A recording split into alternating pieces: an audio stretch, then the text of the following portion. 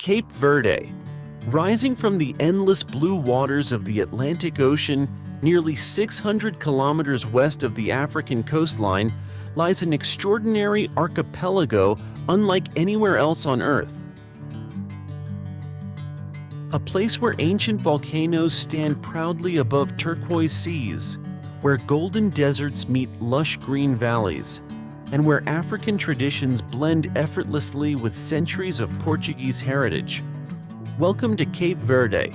Known locally as Cabo Verde, this island nation consists of 10 volcanic islands and several smaller islets scattered across the vast Atlantic Ocean. Though relatively small in size, these islands possess an incredible diversity of landscapes, cultures, and experiences that continue to surprise travelers from around the world. At first glance, Cape Verde may seem like a tropical paradise defined only by beautiful beaches and year-round sunshine, but beneath its spectacular scenery lies a remarkable story. A story of resilience, discovery, music, migration, and hope. This is a country born from volcanoes and shaped by the ocean. For centuries, powerful Atlantic winds carried sailing ships across these waters, connecting Europe, Africa, and the Americas. Those same winds continue to shape the islands today, creating dramatic coastlines, rolling waves for surfers, and crystal-clear skies that seem to stretch forever. Every island offers something completely different. Some are famous for endless white sand beaches that disappear into brilliant blue oceans. Others are covered with towering mountains, lush valleys, and fertile farmland carved by ancient volcanic eruptions. One island is still home to an active volcano, while another feels almost like a miniature desert transported from the Sahara.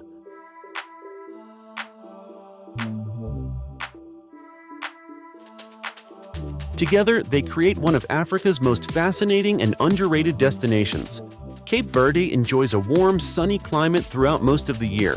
Gentle ocean breezes help keep temperatures pleasant, making the islands an attractive destination during every season. Visitors come here seeking relaxation, adventure, world-class diving, windsurfing, hiking, and unforgettable cultural experiences. Yet despite growing tourism, Cape Verde has managed to preserve something increasingly rare: authenticity. Life here moves at its own rhythm. Colorful fishing boats return each morning with the day's catch. Children play football in quiet village streets. Local markets overflow with tropical fruit, fresh seafood, and handmade crafts. As evening approaches, music drifts through open windows while neighbors gather to share stories over traditional meals. Time seems to slow down. It is this peaceful atmosphere that captures the hearts of so many visitors. But Cape Verde wasn't always the welcoming destination we know today. Long before hotels lined the beaches of Sal or cruise ships anchored offshore, these islands remained completely uninhabited. No villages, no farms, no roads, only volcanic mountains rising dramatically from the Atlantic Ocean. Their story would begin in the 15th century during one of history's greatest periods of exploration. European sailors were searching for new sea routes around Africa.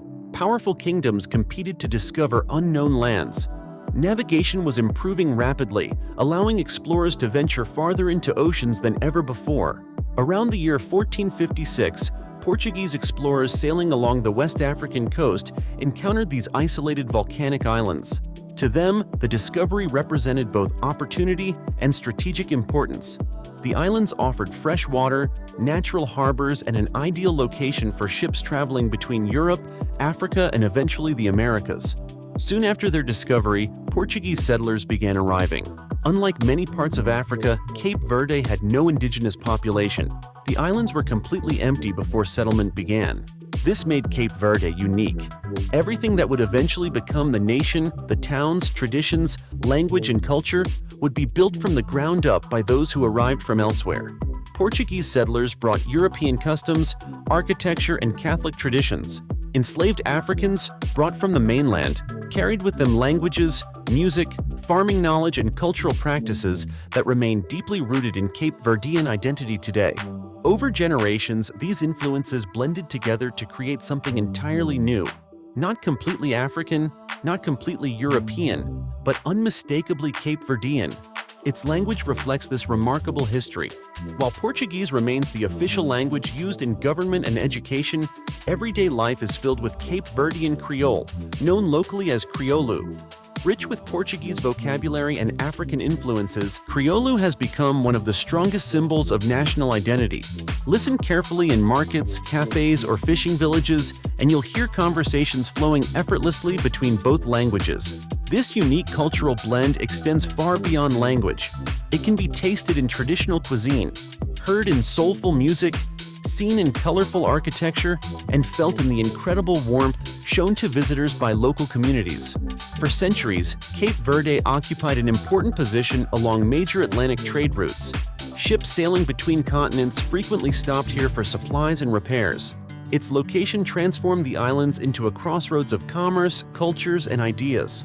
But this strategic importance also connected Cape Verde to one of history's darkest chapters, the transatlantic slave trade.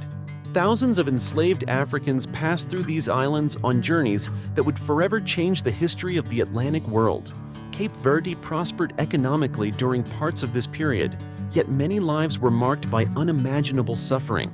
Today, museums, historical buildings, and preserved colonial towns help tell these stories, ensuring they are never forgotten. As centuries passed, Cape Verde faced new challenges. Extended droughts brought devastating famine. Economic hardship forced many families to seek opportunities overseas. Large Cape Verdean communities eventually formed in Portugal, the United States, the Netherlands, France, and several African nations. Despite living thousands of kilometers away, these communities maintained strong connections with their homeland, creating one of the world's most widespread island diasporas. Wherever Cape Verdeans traveled, they carried with them their language, music, traditions, and remarkable sense of community. Those traditions continue to define the nation today, and nowhere is that spirit more visible than across the islands themselves. Because although Cape Verde is one country, every island has its own personality, its own landscapes, its own stories, and its own unforgettable character.